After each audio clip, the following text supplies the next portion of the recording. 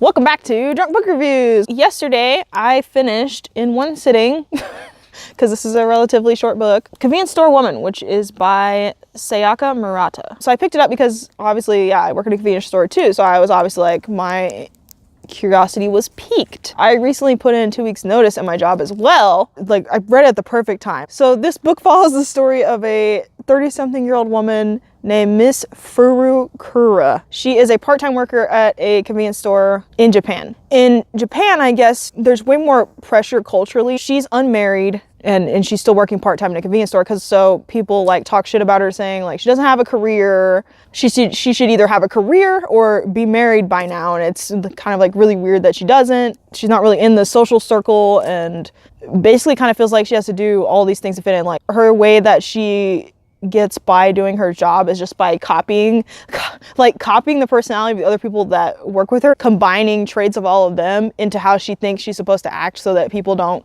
judge her for being like who she really is, which I can definitely relate to because it's like, how do I be a normal person? And so she's been at this convenience store for 18 years since it first opened. The surroundings of it are just like really comfortable to her because she feels like she knows everything she's supposed to do and she takes it really seriously. You could say to an unhealthy extreme because kind of her reason for existing. She's like, I need to rest and I need to eat, but not because like I love eating or I really am tired. It's just because I need my body to be ready to work again. So she's just really dedicated to this. There's this other employee, Shiraha, and the other employees don't like him very much because he's lazy. He's not taking the job seriously. He's kind of treating it like, oh yeah, I'm sure I have so much to learn about working in a fucking convenience store, whatever, this is stupid. I want to describe him as like a neckbeard. I'm such a good guy. Why don't women like me? Women just want the flashiest guys. They just want the alpha male. He's literally spewing that bullshit like throughout the book. He ends up basically quitting really quickly. She runs into him again, tries to have a coffee with him and just like talk to him and understand him. He's like, okay, if I can live with you and kind of be out of society's view,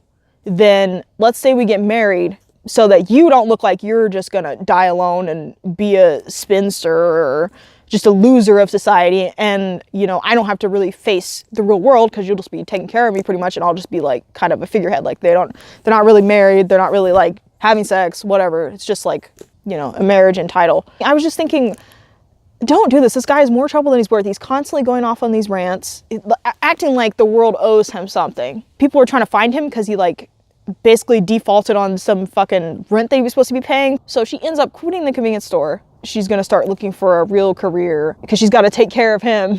So she needs to make more money than just working part-time.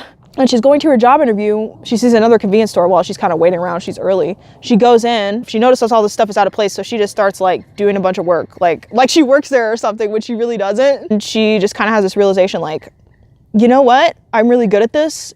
I like this. So you know what? Even if people think that I'm fucking stupid or weird or just need to do more with my life, like I enjoy this. This is what I'm good at. So she just decides to like go back. Like she decides to get another job there and break it off with what's his fucking face. And honestly, I kept thinking, okay, either she's gonna end up murdering him. Like that was honestly my thought. I was like, she's gonna murder him and that's gonna be the end of the book. Or my other thing was the more that they started like being around each other, the more conversations they were forced to have, it's gonna develop as time goes on and then suddenly they'll be like in a normal relationship or something. Those were the two kind of like conclusions that I saw the book going towards. I didn't really see her going back to the store. And in a way you can say that it's kind of sad because like the store was the only thing that gave her structure. The only kind of like thing that she had in her life that she felt was important or valued or whatever. So yeah, it's kind of sad on that level. But at the same time, if that's what you like she basically said, fuck society. I mean, I'm gonna do me. Like, I don't know. I thought that was a dope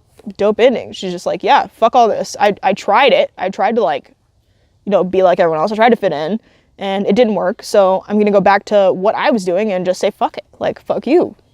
Fuck that. Even the other like social misfit or whatever of society that she was hanging out with and didn't understand her. I really liked it. Read it.